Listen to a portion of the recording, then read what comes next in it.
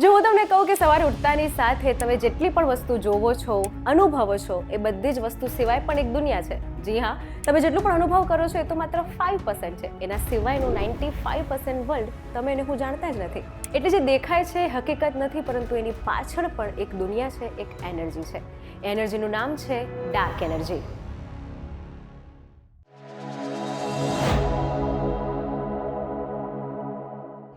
Hello, હું જાહ્નવી પંડ્યા. બ્રહ્માંડ વિશે અને બ્રહ્માંડના સર્જન વિશે જ્યારે વાત કરીએ તો મને કવિ દુલાભાઈ કાગની એક લાઈન યાદ આવે કે આકાશને ઘડનારના ઘર કહો કોણે ઘડ્યા હશે, તારલાની માતા તણા કોઠા કહો કેવડા હશે, આ કાળી કાળી વાદળીઓ તણો ગોવાળ પણ શું કાળો હશે, વીણ આંચળે આકાશનો દોહનાર કહો ઊભો ક્યાં હશે.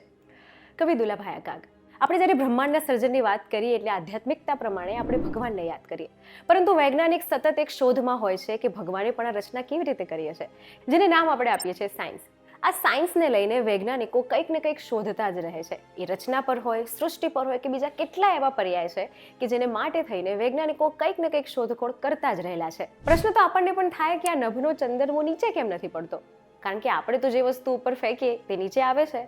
તો આ ચંદામામાં સૂર્ય, ગ્રહ અને નક્ષત્ર શું કામ આકાશમાં લટકેલું છે? એ કેમ કદી નીચે નથી પડતું? એટલે આ બધા આવી રીતે ઉપર અધ્ધર લટકી કેવી રીતે રહ્યા છે? ચાલો આ મુદ્દાને સૌથી સરળ ભાષામાં સમજીએ. આકાશગંગાનો સૌથી મોટો અને તેજસ્વી તારો એટલે સૂર્ય, જેની આજુબાજુ ગ્રહ, નક્ષત્ર અને બહુ બધું આવેલું છે.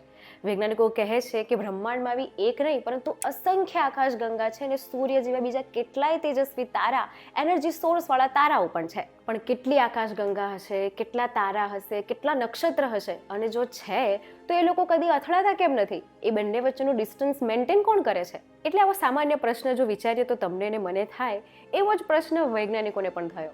પણ એમણે એમના પ્રશ્નોથી એક રિસર્ચ બહાર પાડ્યું અને એ રિસર્ચને આધારે તેઓએ કહ્યું કે આ બધા પાછળ એક અદ્રશ્ય શક્તિ છે.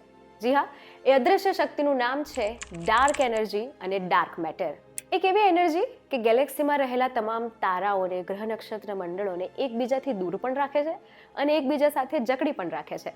હવે એક પ્રશ્ન થાય કે ન્યૂટને તો આપણને લો ઓફ અટ્રેક્શન અને ગ્રેવિટીની થિયરી સમજાઈ, તો આ થિયરી બ્રહ્માંડમાં લાગુ કેમ નથી પડતી? ન્યૂટનની થિયરી ખોટી નથી, પરંતુ બ્રહ્માંડમાં જે તારાઓને, નક્ષત્રોને જકડી રાખે છે તે જ એનર્જી, તે જ અદ્રશ્ય શક્તિ એટલે ડાર્ક એનર્જી. ચલો સમજીએ કે શું છે આ ડાર્ક એનર્જી ને કેવી રીતે બ્રહ્માંડમાં તે અસ્તિત્વ ધરાવે છે. અટ્રેક્શન અને રિપલ્શન આ બંને થિયરી બ્રહ્માંડમાં પણ છે.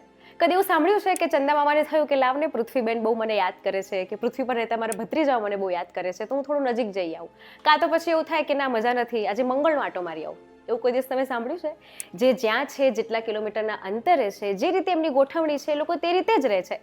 પરંતુ આવું બધું નથી થતું. એનું કારણ જ છે ડાર્ક મેટર અને આ ડાર્ક એનર્જી. 1920માં વૈજ્ઞાનિકોએ આ એનર્જી વિશે શોધી લીધું હતું, પરંતુ કેટલી છે, ક્યાં છે, એના પુરાવા મળ્યા નહોતા. વૈજ્ઞાનિકોએ આ એનર્જીને ઝેનોન 1T નામ આપ્યું. વૈજ્ઞાનિકોના મતે 27% ડાર્ક મેટર છે, 68% ડાર્ક એનર્જી છે અને માત્ર 5% જે સામાન્ય મેટર છે, જ્યાં તમે ને હું રહીએ છીએ. વૈજ્ઞાનિકોના મત પ્રમાણે બિગ બેંગ એક એવો ગોળો છે કે જેના વિસ્ફોટ થવાથી આ બ્રહ્માંડની ઉત્પત્તિ થઈ. એટલે સ્ટીફન હોકિંગે એવું જણાવ્યું હતું કે જ્યારે રેડિયેશન નીકળ્યા ત્યારે રેડિયેશન બ્રહ્માંડમાં અલગ અલગ જગ્યાએ ફેલાયા. રેડિયેશન જ્યારે અલગ અલગ દિશામાં ફેલાયા તો રેડિયેશનના દબાવને કારણે અને અથડાવાના કારણે બ્લેક હોલની રચના થઈ. આ બ્લેક હોલને વૈજ્ઞાનિકો ડાર્ક એનર્જીનો હિસ્સો જ માનતા, જેને પ્રિમોર્ડિયલ બ્લેક હોલ કહ્યું.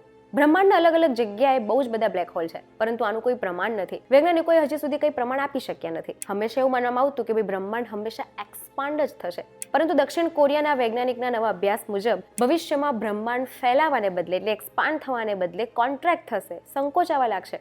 જે અભ્યાસ થયો છે ડાર્ક એનર્જીને લઈને. એટલે ટૂંકમાં ડાર્ક એનર્જીનું કામ હતું બ્રહ્માંડને એક્સપાન્ડ કરવાનું. પરંતુ અમુક રેડિયેશનના અભ્યાસ પછી વૈજ્ઞાનિકો એવું દર્શાવે છે કે હવે આ ડાર્ક એનર્જી એક્સપાન્ડ કરવાને બદલે ધીરે ધીરે બ્રહ્માંડને કોન્ટ્રાક્ટ કરી રહી છે. એટલે બ્રહ્માંડ હવે ધીમું થઈ રહ્યું છે. આગળ જઈને આ ઘટનાને બિગ ક્રંચ, એ જેમાં આખું બ્રહ્માંડ ફરી એક જગ્યાએ ભેગું થઈ જાય, તે નામ આપવામાં આવ્યું છે. દક્ષિણ કોરિયાના સિઓલ સ્થિત યોન્સી યુનિવર્સિટીના પ્રોફેસર યોંગવુક લી કહે છે કે બ્રહ્માંડનું ભવિષ્ય હવે બદલાઈ શકે છે. સરળ શબ્દમાં કહીએ તો બ્રહ્માંડની ઉર્જા હવે ધીરે ધીરે ઓછી થઈ રહી છે અને અંતે પોતાના જ ગુરુત્વાકર્ષણ શક્તિથી આ કદી પણ તૂટી શકે છે, જેથી તમામ ગેલેક્સીઝ હવે એકબીજામાં ભળી જાય છે.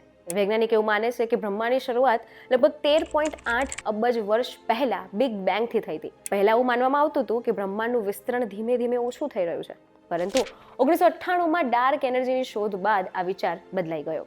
ડાર્ક એનર્જીને એવી શક્તિ માનવામાં આવી કે જે બ્રહ્માંડના વિસ્તરણને ઝડપ આપે છે. સુપરનોવા એટલે કે એમાંથી થતા વિસ્ફોટ, જેમાંથી તારા નીકળે. અભ્યાસ પરથી એવું જાણવા મળ્યું કે દૂરની ગેલેક્સીઓ હજી વધારે દૂર જઈ રહી છે. એ સમયે વૈજ્ઞાનિકોને લાગ્યું કે ભવિષ્યમાં બિગ રીપ જેવી ઘટના થઈ શકે છે, એટલે કે અણુઓ, એટમ્સ પણ તૂટી શકે છે. એટલે પ્રોફેસર લીના પ્રમાણે બ્રહ્માંડ ખૂબ ઝડપથી બદલાઈ રહ્યું છે. સ્લો એક્સપેન્શન મોડમાં હવે બ્રહ્માંડ આવી ચૂક્યું છે. જો આ શોધ સાચી સાબિત થાય તો છેલ્લા 27 વર્ષમાં ડાર્ક એનર્જીની શોધ પછી કોસ્મોલોજી માટે આ એક મોટો ફેરફાર, એક પેરાડિઝમ શિફ્ટ સાબિત થશે. પરંતુ વૈજ્ઞાનિકો દ્વારા આ બધી ભવિષ્યમાં થનારી ઘટના વિશેની વાત છે.